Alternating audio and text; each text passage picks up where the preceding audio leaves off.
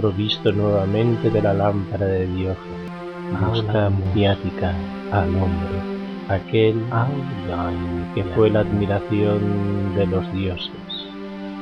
Esto es un lugar reservado.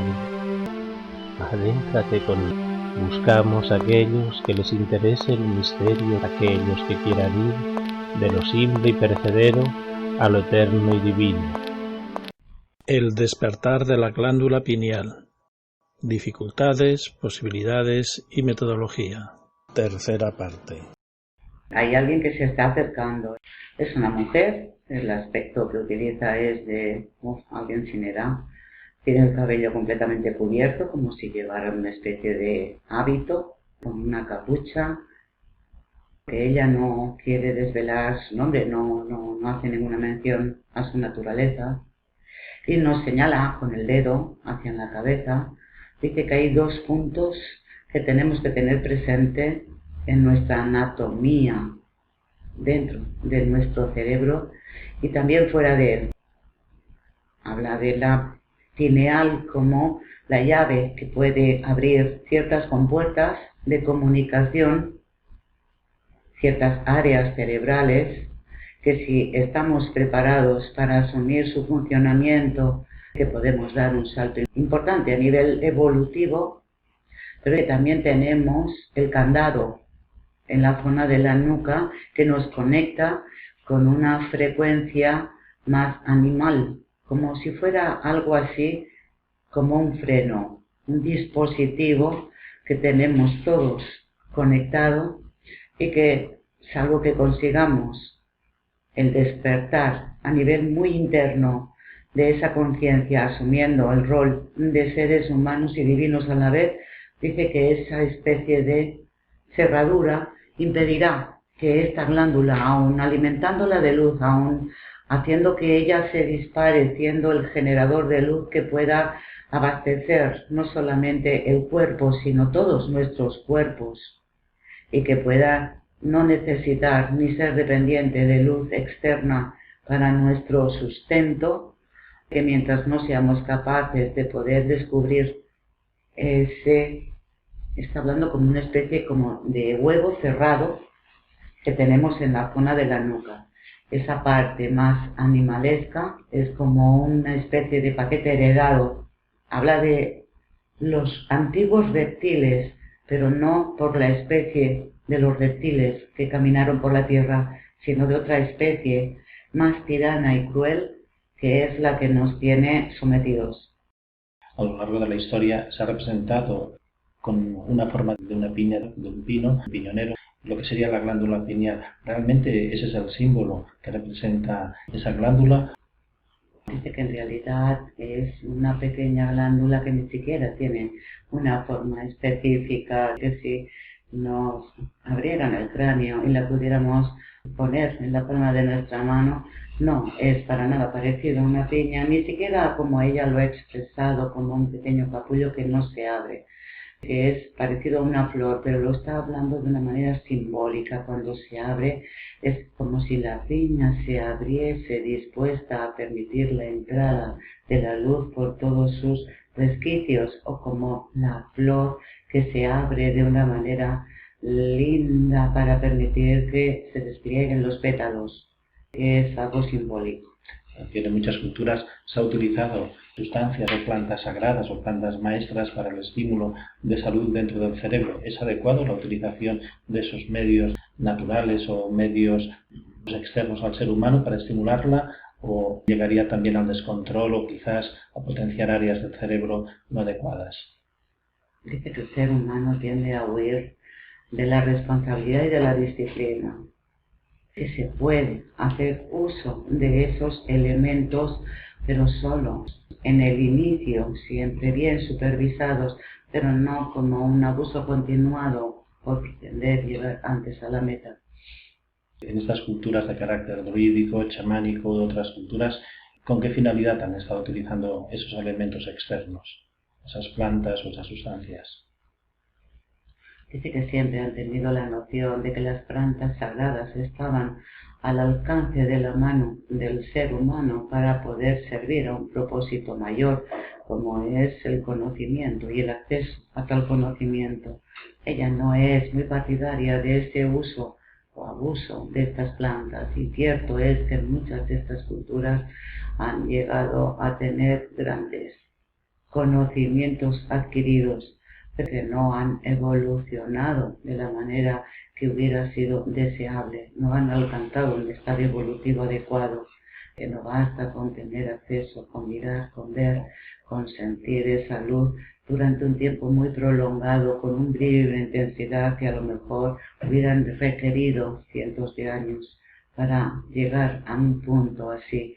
Es más fácil la interiorización y la disciplina que no el acceso a través de vehículos rápidos, pero que luego puede llegar a apagarla. ¿Hay alguna otra fórmula, es decir, a través de visualizaciones, a través de contemplar algún tipo de imágenes o de luces que se pueda estimular de una forma adecuada, o tampoco sería adecuado el uso de esos elementos externos? Dice que a través de la luz, observándola de manera adecuada, sobre todo cuando se contempla sin que hiera los ojos, la absorción a través de los ojos es un paso, una puerta importante de acceso. Aquellas luces que puedan ser alternadas como si fueran un calidoscopio que pueden golpear, que no solo no la estimulan, sino que pueden ocasionar daños. Algunas personas suelen poner de que el sonido, algunos tipos de frecuencias ayudan al estímulo del cerebro y de esas glándulas. ¿Es adecuado el uso del sonido, sea en forma melódica o de música o en formas subliminales? Dice que sí, siempre consciente. ¿Qué tipo de sonidos serían entonces los que activan de una forma armónica el cerebro y esas glándulas? Dice que son sonidos agudos y a la vez suaves los que consiguen activar la glándula y ciertas áreas cerebrales. Habla de los agudos. ¿Tiene que ser a través de la voz humana o se puede utilizar instrumentos? Dice que a través de la voz humana se puede provocar una resonancia para poder llegar de una manera directa, que por ese motivo los cánticos han cumplido con una gran función, que la música y los sonidos musicales también, pero necesitan entonces, cuando la persona la escucha, hacer algo más que oírla a través de los oídos. Que tiene que conseguir que la vibración musical sea capaz de entrar y hacerla circular. ¿Hay algún tipo de vocal o algún tipo de sílaba que sea la más adecuada para estimular esa área? Dice que sí, pero que debemos investigar, que acostumbremos a juguetear. Dice que con los sonidos. ¿El uso también de sílabas adjudicadas a la propia divinidad ayudaría, o simplemente el sonido en sí mismo sin más intención es suficiente? Dice que cuando se hace con un propósito aquellas sílabas dedicadas a la divinidad, de que ya hay un componente añadido, como es una motivación que tiene que ver con una apertura de una glándula personal, pero con el propósito de sublimarla hacia un bien, hacia la propia divinidad, que es muy parecido cuando alguien emite un cántico que lo regala a la naturaleza, a la divinidad, que ese cántico y ese sonido adquiere entonces una vibración distinta que cuando alguien canta por puro placer de cantar. Nos estaríamos refiriendo a lo que en Oriente se denominan mantras. Está hablando de ese tipo de sonidos y de otros sonidos. ¿Fue con el cruce con esta especie de reptilianos cuando la divinidad decidió ya limitar estos cruces? Dice que la divinidad no ha intervenido más que en muy contadas ocasiones en las acciones y decisiones de ciertos seres con respecto a la especie humana. ¿Qué ha sido de esos seres que intervinieron en ese tiempo que degeneraron a la especie considerada como humana? Dice que van y vienen. Dice que nos visitan de vez en cuando.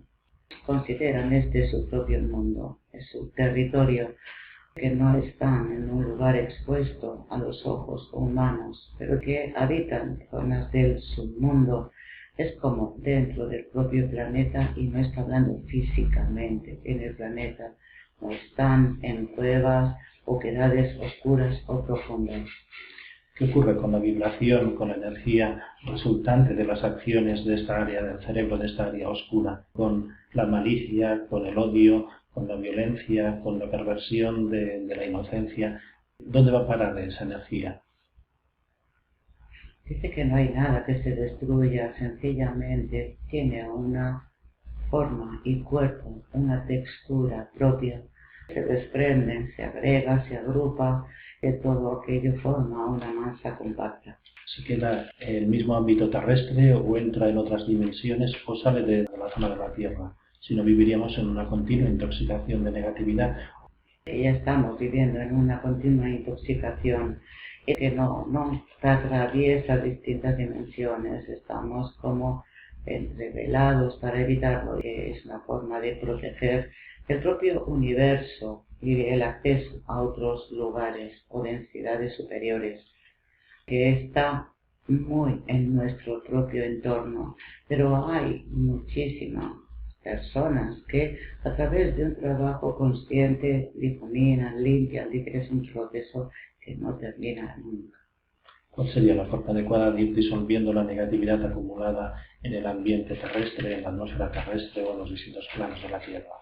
Dice que al igual que somos capaces de poner una intensidad y una fuerza en un pensamiento oscuro o en un sentimiento oscuro, aquellos que son capaces de hacerlo con intensidad, con un sentimiento y un pensamiento luminoso, y si se hace de forma concordada entre varios grupos de personas, incluso aquellos en distintas religiones que utilizan sus oraciones de forma consciente, que son los encargados, es como limpiar, es como borrar en un lienzo las manchas que han sido soltadas y que van pasando una especie de trapo limpio hasta que vuelven a dejarlo limpio y así una y otra vez.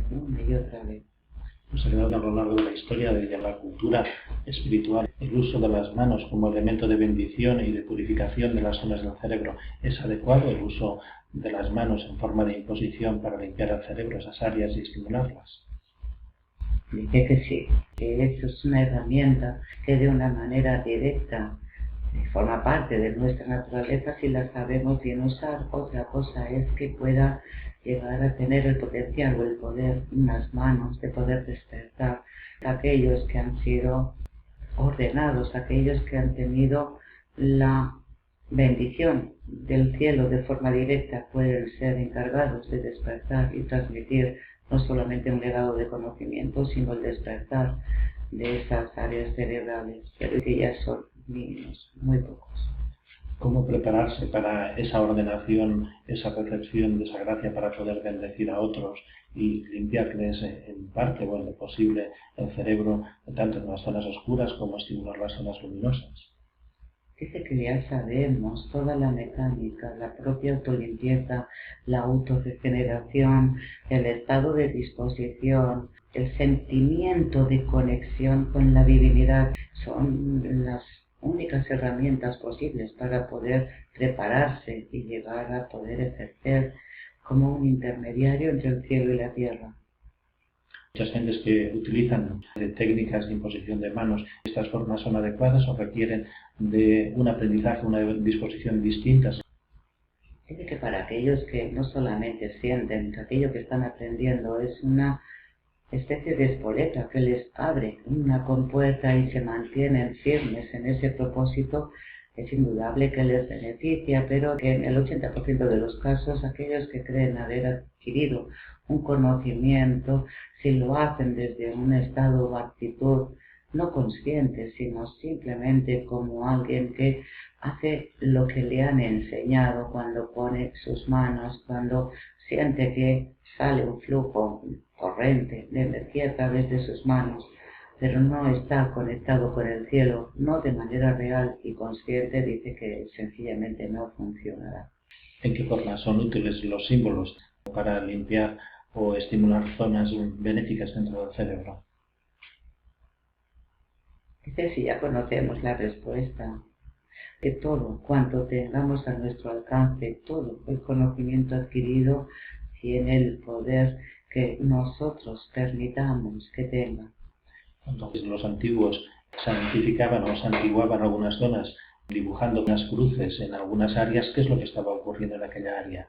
Realmente se inyectaba allí luz, realmente se limpiaba aquella zona de oscuridad, incluso alejando entidades parasitarias.